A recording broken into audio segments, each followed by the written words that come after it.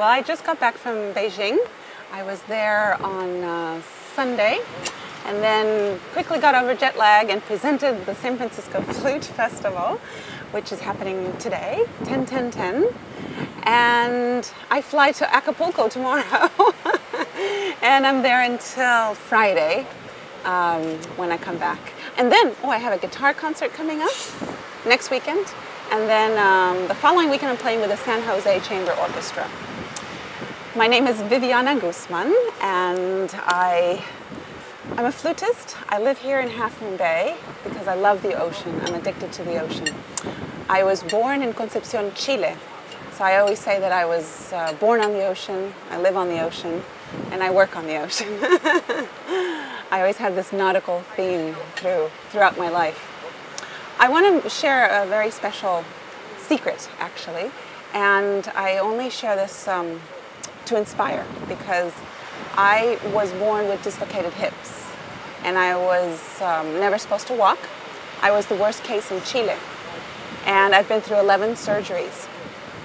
My second total hip replacement happened 2 years ago, and so finally, I'm pain-free and limp-free. So I feel like, I grew up in body casts from here down to my toes. So the only thing I could do when I was little is I could read, or if they flipped me over on the hospital gurney where I lived, I could play the piano. So that's how my music started. And so I always say that music healed my life. And it taught me so many things. Discipline, the importance of discipline, of doing something every day, and then years later it all grows and you see, wow, you've created a magnificent... Not to give up? Yes, persistence. How not to give up? Persistence, determination. How to organize yourself, because why am I not learning this? I'm facing this now. Also, it's important to keep your thoughts as positive as possible, because that's also, that's one of the main things. Because growing up a crippled, handicapped, I didn't want to be that way for the rest of my life, and I really worked hard through physical therapy, through just sheer willpower, really.